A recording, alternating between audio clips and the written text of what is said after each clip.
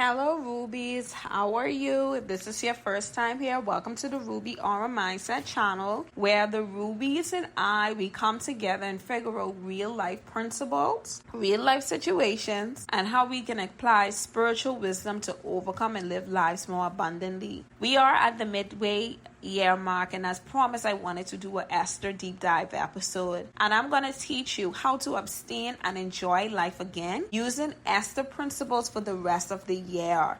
Okay, so I truly believe tapping into your Esther principles while abstaining from sex, drama, distraction, or even unhealthy habits can absolutely help you enjoy life again.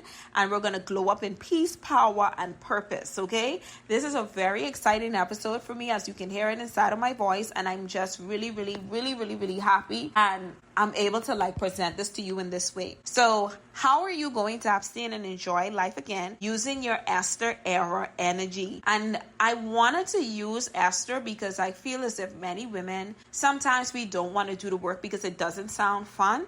But as you read the book of Esther and you study it, I think it's just so beautiful. The time that she just not only took care to actually practice spiritual hygiene, but for her to just take the time in her beauty and the baths and the oils and the anointing and the perfumes and everything. I just love everything about it. I'm literally in love with everything about it. So the first thing that we are going to do is adopt the mindset. Abstinence is a royal reset. So rather than look at it as you are depriving yourself from something, I want you to look at it as we are resetting ourselves for royalty. Just as Esther did for 12 months, we're going to do for the next 6 months. So we are resetting ourselves. We're doing a royal reset. That's what abstinence is to us right now. Queen Esther didn't just abstain, she literally prepared. So in her season of abstinence, even though she was, I'm sure she probably was a virgin at the time, but still, in her season of abstinence, beauty treatment, purification, quiet obedience, and alignment with God wasn't about deprivation, it was about divine positioning. So as you start to abstain, look at it as a royal reset to start to prepare me for the throne. If somebody came to you today right now and told you, you will be the queen of the country that you're in, but you have to give sex for the next 6 months to prepare, would you do it? Absolutely. So what you are going to do is that you know that good things are coming. Because when you are obedient, God blesses you. So you have to now look at abstinence as I run this race that I know I'm going to be rewarded. Because abstinence, like another creator said, and her name is Gwen Butler. She said, abstinence is a form of warfare. Spiritual warfare against the enemy. So now you're literally saying that I am preparing myself for a better life. That's what this abstinence is going to do. We're doing a royal reset. Don't look at it as deprivation. Look at it as now I'm resetting to do something. You're not missing out. You're being set apart right now. And I want you to say this to yourself daily. This is my royal reset. What I'm saying no to is beneath my calling. So this is a reset to truly reclaim what you want for yourself. Girl, listen to me, girlies, we can do this. Listen to me, women, we can do this. Listen to me, rubies, we can do this. Let's reset. Let's reset and get focused. So number 2, we're going to focus on the embodiment, not the emptiness of leaving sex behind. So abstinence isn't just about what you're not doing. It's about who you're becoming.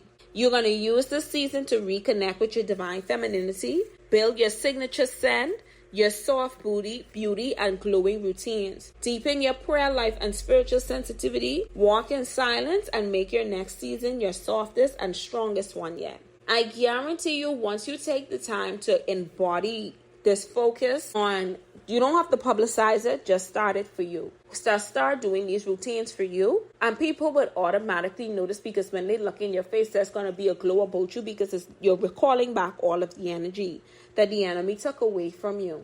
You're calling back all of the energy that the soul ties took away from you. In those seasons when I was very obedient and abstaining, can I tell you I could see the happiness in me versus when I was not abstaining and not following God's way and falling short, that I did not look how I looked in those seasons when I was truly abstaining.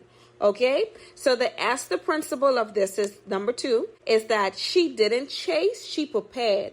She didn't announce, she just elevated. Esther was in isolation doing all these preparation anyway, so you don't have to go to the world and say that you are on this journey. Just do this for yourself. Don't go and publicize it. Do it for yourself. Okay? Number 3, you're going to create a holy feminine structure in your Esther 6 months of glow up. Okay? Pleasure doesn't leave just because intimacy does. You have to replace it with luxurious, fulfilling rituals. So you need to do weekly self-care Sabbaths. That's where one day you just don't do anything. You need to do midweek solo dates, like feminine and intentional, whether that is just going to a nice place to listen to jazz music, or just going to a movie, or just going and carrying yourself out to a brunch or a lunch. Do something for you that really takes time and is like at a slow pace for you to truly take it in. You need to start journaling your dreams. Esther prayers over the next season of your life, because when you start to really take the time to abstain and call back all of your energy, what is going to happen is that you're going to become more vividly aware in the spiritual realm. So you want to record all of the information that God has given you in those dreams. Make your abstinence season feel good, not restrictive, but redefined. You're just redefining yourself. You're becoming more refined. That's what you're doing. You're just becoming more refined. Number 4, you're going to guard your gates the Esther way. So Esther guarded her body and heart, her words and her intentions. You're going to do the same by doing these things. Cutting off trauma bonds, soul ties, and situationships. We cannot be in Esther eras if we have situationships. Deleting access that distracts you from your calling. You're going to delete the number. If you need to block it, block the number. Unfollow the social media account. Unfollow women that are operating in a very lustful and seductive way, and just think about what you are trying to do for yourself. Because if you see other women selling sex, you're going to want to sell sex too. Remove them. Follow women that align with what you trying to be like. Follow the gym girls. Follow the ones that have impeccable style, right? Follow the ones that are showing you how to scale your business. Follow people that making sense. Follow women that are not selling sex. Okay? And the next thing you're going to do is start praying Psalms 91 over your femininity, your future marriage, and your joy. This is not a season of loneliness. It is sacred solitude. I guarantee if you make it past 6 months of abstaining, even though you may be tempted, you will definitely start to reconsider whose son, piping penis you allow into your life. I'm telling you right now, you will start to second guess when you reach like that 3-month mark. You're going to say to yourself, I don't know. You reach that 6-month mark, it ain't worth it. You reached baby, ain't much people can really come in your ear. Not saying they're not going to come, because the enemy got to try you, because who are you to talk what you're not going to be falling into sexual immorality. Okay? Number 5, abstinence is a sacred flex. You need to start romanticizing it. I admire women that can abstain. Let's say I've been abstinent for 20 years. 15 years, 10 years, and they are content. There's this woman, and I wish I could remember her social media.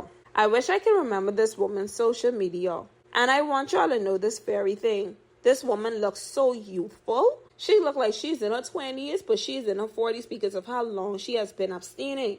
Because remember, I tell you, one of the easiest ways for the enemy to get unclean spirits on a woman is through a man by sex. So I looked at this woman, and I want you to know, she is so gorgeous. She is so beautiful that you see the youth in her.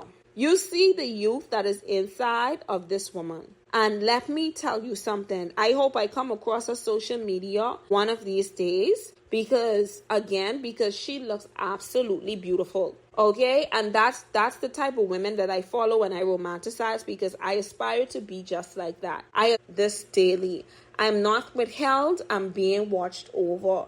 Right now, God is taking his time with me. Just take your time with yourself. That's all I want you to do for the rest of the year. Take your time with yourself. Okay? Number 6, choose purpose over pleasure. Esther abstinence season had purpose behind it. Preparation for influence, favor, and impact. So what you're going to use this season to do is launch and refine your calling. You're going to start creating products, books, courses, launching that business, selling something. You're going to clean up your finances, clean up your gut health, get your hormones aligned, and your skin. Most of these men be throwing our hormones off. They be having us so high on cortisol that we don't even see it. Sometimes our hormones are just thrown off because these men be stressing us out. Because we just out there laying down with them, having sex with them, and then when they decide to act how they feel, they got our hormones all over the place. Our hormones are already all over the place because we have periods. Do you really feel at the end of the day that we need a man to just confuse us? No, we don't. You need to start writing love letters to your future husband. Intercede for the woman you are becoming. You abstain now, you're going to reign later.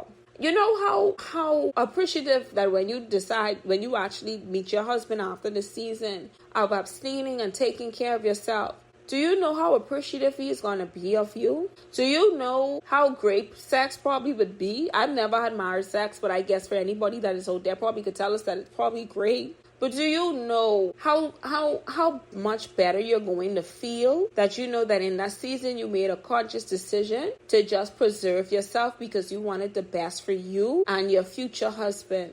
That is such a good feeling, okay? You don't need to feel like a man saved you from the streets. You need to feel like a man took you out of a kingdom, out of a castle. You don't want to be the woman that he found and saved from the streets. Be the woman he saved from the castle. Okay? Number 7. You're going to let God romance you. And how you're going to do this? Don't just abstain from men. Lean into more intimacy with God. Help God to help you find those things that really energize you. One of the things that I think I'm going to be very much looking forward to is like those seasons when I have my bath routines, because I get so excited to like learn about makeup and self-care, and I found this thing where you can have tea baths, so I'm going to get into doing tea baths and stuff. You know, I just want to take care of myself. That's the season that I'm in. I just want to take care of myself. That's it. Okay? Talk to him like he is your covering, your provider, your father, your king. Let him show you that you were never alone and you'll never beg for what he has ordained. Abstinence becomes very easy when your soul feels pursued by heaven. When you start to truly know that I'm abstaining because it is not that I'm depriving myself, it is that I'm adding things to me. I'm adding self-worth to myself. I'm adding patience. I'm adding long sufferance. I'm adding love. I'm adding care. I'm adding beauty to myself, because you have to understand that when you start to abstain, you truly intake beauty, you know. You become beautiful. I want you to know that. You become beautiful. Look at Maya. Maya been abstaining for years, and you see how youthful Maya look? You're looking at it as reclaiming your energy and your spirit and your soul back to you. You're looking to align. So let's align. And baby, when you start aligning, you become so selfish. You don't need to pretend that you like yourself and obsessed with yourself. You just truly become that, because you're doing all of the courageous work in this Esther season. And I'm now looking for the oils and all of that. And when I put together this Esther list, I'll probably put it in PDF form and attach it to the video, or put it on the Patreon. But I need you to just, in this next half of your year, as you're looking to your Esther year and abstaining, remember that you are just doing it to reclaim those parts of you that were in somebody else's possession. Work on you. You are beautiful. You are everything and a bag of chips. Do it for you. Okay? Nice speaking with you, Rubies, and I'll see you on another episode. Bye.